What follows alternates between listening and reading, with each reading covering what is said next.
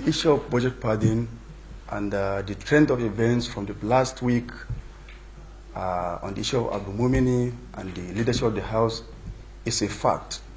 All Abdul Mumini has said so far so good is 100% correct. When I said there is corruption in the House, he said there is no corruption in the House. And I said, okay, let's put it before the public. Let's take a case study and let the EFCC investigate and tell the public if that is corruption or not. Perfectly correct. There is padding in the budget. And this padding, if you can recollect very vividly, some few months ago, I talked about this with correspondent of the Voice of America, that there is issue of 100 billion that is always available in our budget for constituency projects. And this 100 billion, I discovered about almost 40 billion has always been diverted over years, for over 15, 16 years. So the same issue now, God has just answered the prayers of Nigerians, and that's why Abdul Mumini and the leadership are now having clashes and now open everything. So to me, God answered the prayers of Nigeria by opening their nyash completely for Nigerians to know the skeletons they have in their cupboard. So the issue of padding is just a simple way, a liberal way of saying legislative robbery, legislative stealing in collaboration with executives from our various MDAs. So padding is there in the budget, and it is illegal, it is unconstitutional, it is criminal. A lot of illegalities in it. It is God that exposed them, all of them. They are all birds of the same feathers. You understand? But these revelations now is very good for Nigerians. It's a progress, development for Nigerians, so that everybody should know what is happening or what has been happening over the years with their national budget. So today, Abdul Mumini don't want to sink along because they have been bringing it together with the leadership. Even the Senate, it will get to them. They are all part of this party mess that we're talking about. But for us, we have been talking about this.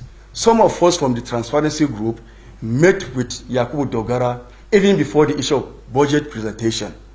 That please, Yakubu Dogara, we're in change era. Try to stop this system of padding in our budget. Don't allow yourself to be rubbish with this system of padding in the budget. We advised him very well, and he gave us assurance that he would do his best to see that padding is eliminated in our budget system. But he didn't.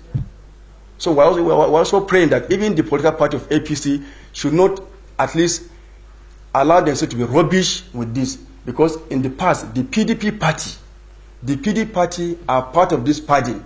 So the APC, since they are here because of change, and they have been voted by the people because of change, they should please do the best for Nigerians not to participate in this padding, and they should allow the law to take its course on these people. What has been happening for the past years? You see, they had this problem of padding with Olusegun Obasanjo. They had with late Yeradua. They had with Jonathan. They had with Buhari.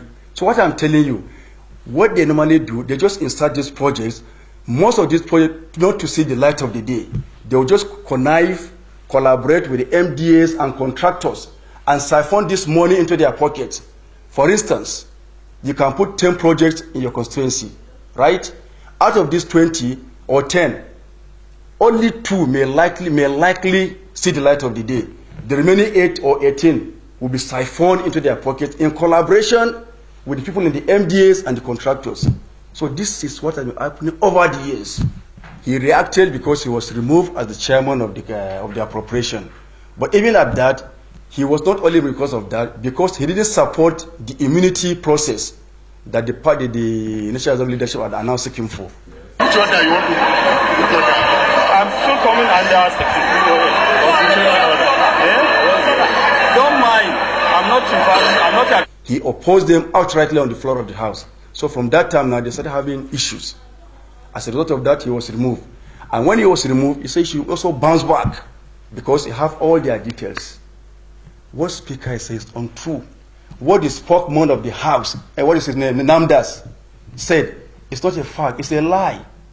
And they should not, deceive Nigerians by diverting people's attention that the Abdulmini is attacking the National Assembly as an institution. No. His issue is the leadership, because they are the people, they are the main culprits in this issue of party. So what Dogara is saying or is denying is a lie. And that's why Abdulmini stood his ground that he can go to hell. I don't support Abdulmini. I'm supporting Nigerians. I'm neither with Abdulmini, neither with the Dogara group. What we're saying, we should fight for Nigerians.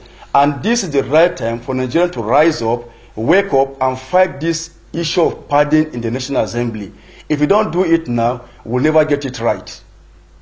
So we are neither with any of them, neither with Dogara nor with Abdulmini. Even if our own mentor, Femi Gbajabiamila, recently I learned that he's part of them. If he's found wanting, because we want the government to set committee to look into the investigate any individual, irrespective of his class or position in this National Assembly, let the law take its course. You can make some corrections in the budget, insertions in the budget, plus or minus in the budget. You understand? But you don't make plus or minus to satisfy your own selfish interest, to divert monies, using the National Assembly as immunity to do whatever you like. So there is nothing like pardon in the National Assembly, in the Constitution of Nigeria. It is unconstitutional, illegal, unparliamentarian. Because how can you divert funds? For instance, some of them siphon over billions, 2, 3, 4 billions to their constituencies. If you want us to follow this thing very well and analyze them, 70 or 80% of this money will never see the light of the day. It will be siphoned into private pockets. So people are all using this pardon to grace their own pockets and fatten their stomach day and night. The way forward, the National Assembly members must carry along their constituents, the electorate. They must always liaise, collaborate with them to see what do they need from their constituencies, so that when they are preparing budget, the National Assembly with their various committees, with the MDAs, can now sit down to see what will be meant for every constituency. It should be open, transparent. The Federal Character Commission must also be allowed to come and play its role. Everything should be even, justice, fairness, and equity. No constituency or local government should shortchange. No state should be sidelined. Most of us are criminals. Most of us, unless we change. Some of them met me in Main and Niger State to come and sign for, to pass vote of confidence for Dogara. I said, for what reason? They couldn't give me satisfactory reason. I said, no, I can't be a party to any this type of shit. So they left. Yesterday again, they were trying to lobby me, persuade me here in Abuja that please I should come. People have already, a lot of members are now signing. I said, no. Out of the 10 members from Niger State, count me out of them. I can stand alone for the truth by the grace of God. So if all members from Niger State sign for you, for vote of confidence, for me, I will not sign, because there is no any justification for that.